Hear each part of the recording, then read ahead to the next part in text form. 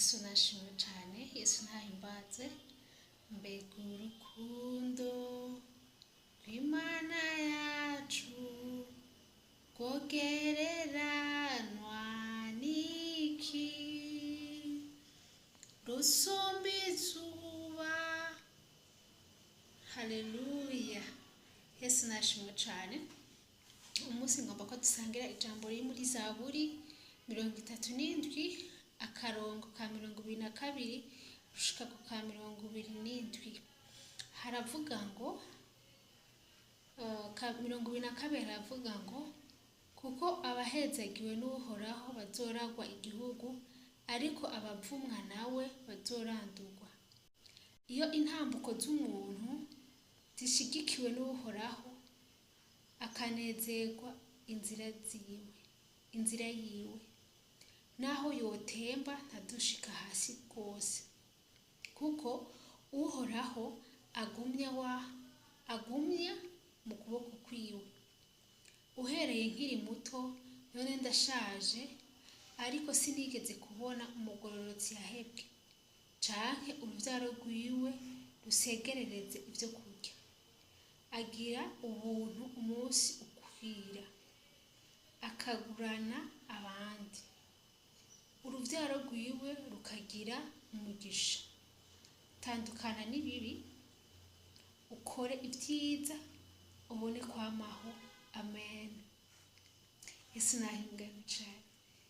Yesu n'umwami, Yesu n'umukiza, ahindura ibyanse guhinduka, umwami w'amahoro, ni Imana yo kwizerwa, ni Imana igira neza. Yesu nashimwe cyane. Kuri ino saha no munota narinje gutera intege abakristo. Ushobora kuba uri mu bigeragezo bitandukanye, ushobora kuba wihebye, ariko Kristo aravuze ngo nta mugororotsi n'umwe azosegerereza. Nta mugororotsi n'umwe. Izaburi ni ya Dawidi yariko arabivuga. Igice ca mbere kiravuga ngo ntuhagarikwe umutima n'inkozi z'ibibi, kandi ntukagirire ishari abakora ibyo ukugabitana. Yesu nashimwe cyane. Aya majambo ushobora ugomba kubwira abantu bariko barahura n'ibigeragezo hirya no hino. Ugasanga hari umunyakibi ariko arakurondera, ugasanga ni mu kazi, abo mukorana ntibariko baragukunda, ntibariko baraguha amahoro, ntibariko barakorohereza mu kazi, mu rugendo rwawe rw'akazi. Haleluya. Ugasanga ni mu rudandazwa rwawe, aho uri nk'umukristo, ubyutse mu gitondo ugashika ku kazi, yaba ari akazi ka leta, yaba ari akazi ka prive, yaba ari akazi kariko kose ukora gashobora kuguha amafaranga. Byuka ugenda usenze, wiragize amaraso ya Yesu Kristo, umuhamagare azokurwanirira. Yesu ndagukunda, ntazokwemera yuko umugororotsi ngo agashika. Yabivuze ngaha mu ijambo. Kandi intambuko z'umuntu akunda, Uhoraho amuba hafi, aramugwanirira. Ashobora kuba abona vyanse, amahera y'inzu wayabuze, hamwe nyene ubona ati karabaye, mwe n'inzu arayinyatse. Genda mu cumba usenge, ubwire Imana uti Imana ndakwinginze, ndabiye muri Zaburi 37 wambwiye yuko nta mugororotsi adosegerereza, nta mwana wiwe adosegerereza, nta n'umwuzukuru wiwe adosegerereza. Yesu nashimwe cyane.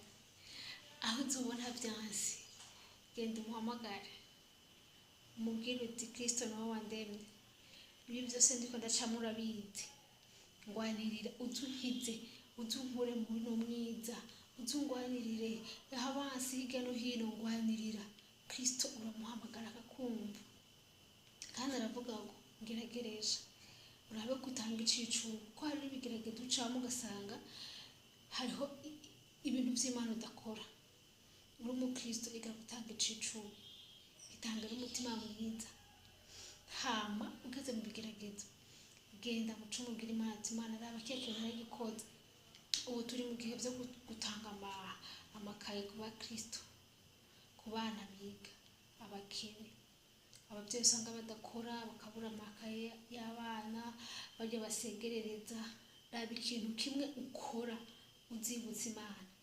Nimba ukonsomye 30 uri kugurira amakaye y'umwana umwe, nawe ejo azoguha 300 Kristo ndamwizeye arakundana, arakugirira surprise hamwe uvuga uti Mana urakoze.